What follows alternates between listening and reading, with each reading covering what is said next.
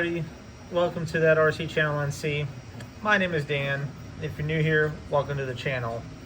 Also, please consider giving a like, share, and subscribe as it keeps the channel going. So, in the future I have touched on, or in the past I've touched on aircraft parts and aircraft parts being made and etc, etc, etc. Well, today we are going to be starting a long, kind of drawn out build series of the RC jetprints F-35. Now that is a 3D printed plane with thrust vectoring, hover, and everything else.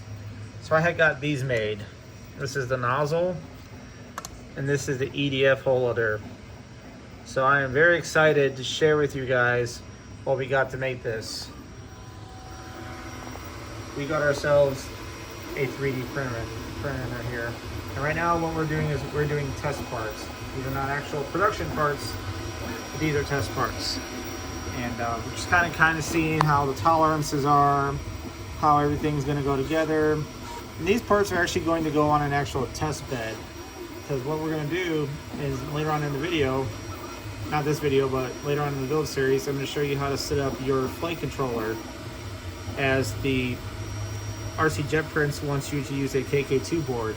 But there's better technology available, and the KK2 board right now is not made by Castle Hobbies anymore. So if you do buy a KK2 board, it is actually a Chinese copy of the KK2 board. So, but it does come flash with the Open Aero VTOL software, so that's always good. And from what I can tell is that everybody kind of seems to still use them. At least Joel and Renee in Germany, who designed the plane, are using the KK2 board. So, not bashing it, but there's other options, and other options are always good. So, in this video, we're going to be discussing things you need to take into consideration while planning this plane. And and I'm going to discover this and kind of do it, with you guys, and walk you through what I'm going to do to make it all work out so that you guys can get the most out of your plane if you choose to build this.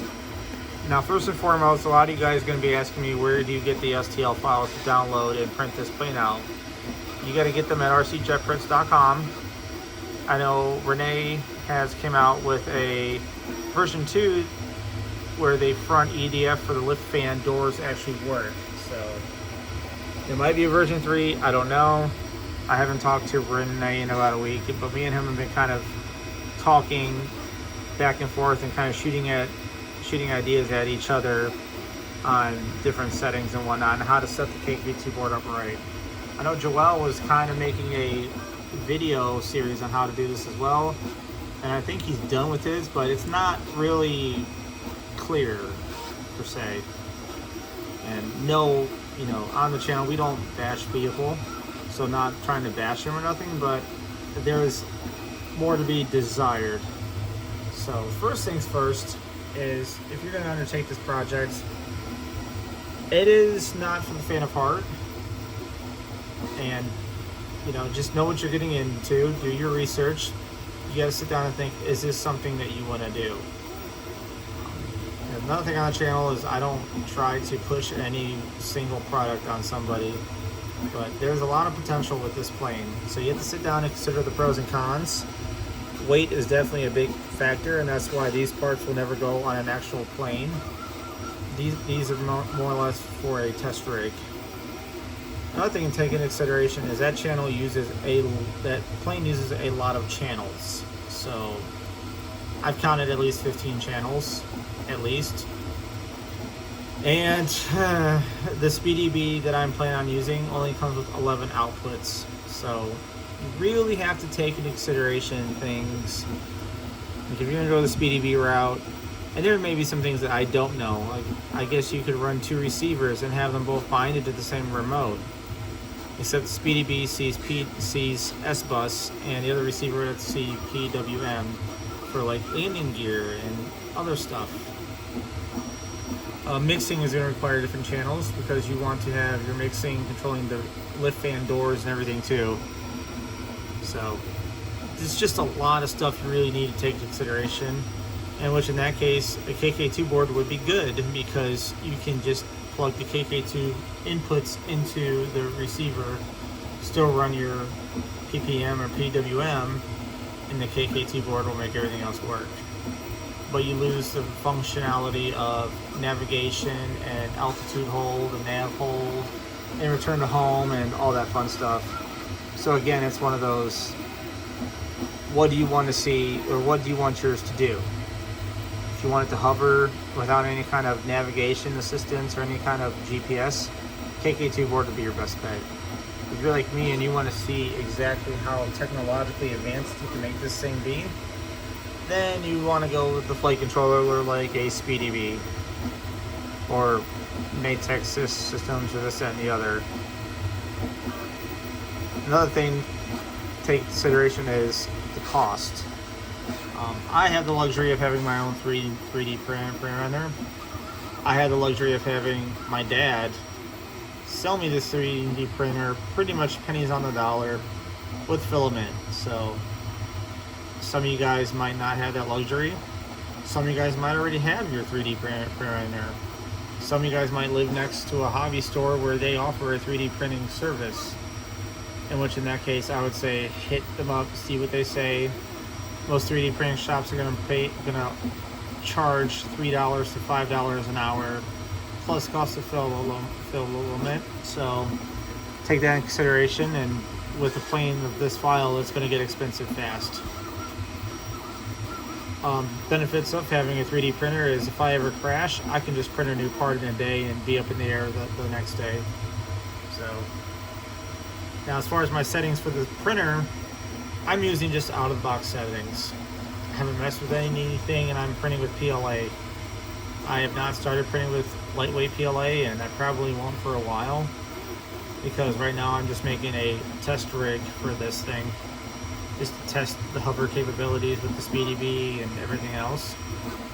Now, as far as the transition stuff and airplane mode, there is a file on GitHub that you can Google search, and it will generate a G code that you put into your f-35B, and you will have the ability to transition between hover and forward flight. You have to set up your PIDs and your settings and everything else, and well, we'll do a video on how to teach how to walk through that as well. So the main thing in this video is just kind of showing you what all you're going to need and what the parts could look like. So this is the rear nozzle here. It came out pretty good. I'm pretty happy with this. And then we have the EDF holder here.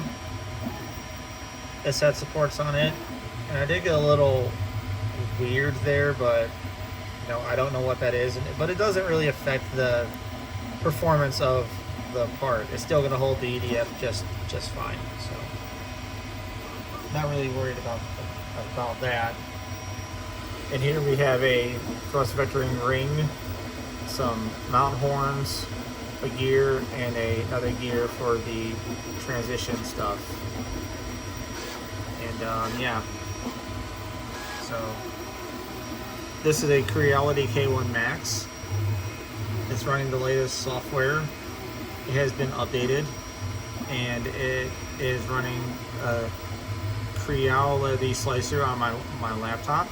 All I've been pretty much doing is making sure that it has supports where it needs supports at, and hitting print, and as you see, the prints are coming out just fine. I have had a few where they were went haywire on me. I had a little bit of bed adhesion issues, but nothing really too bad. So I mean, luckily, whenever you're 3D printing your parts, you always want to kind of stick around and monitor your first few layers. And once you start going vertical, then you should be alright. Also, another thing about having a 3D printer is if I break a part for the remote control car, I can 3D print it and not have to sit there and worry about Amazon delivering it on the time. So it has its benefits, and again, it's one of those weighing the costs of what you want to do and this, that, and the other. So anyways, guys, please give me a like, share, and subscribe to the channel as we tackle this airplane together. I'm going to be with you every step of the way for your build. Leave me a message, shoot me a comment if you have any issues, and I will catch you on the next video.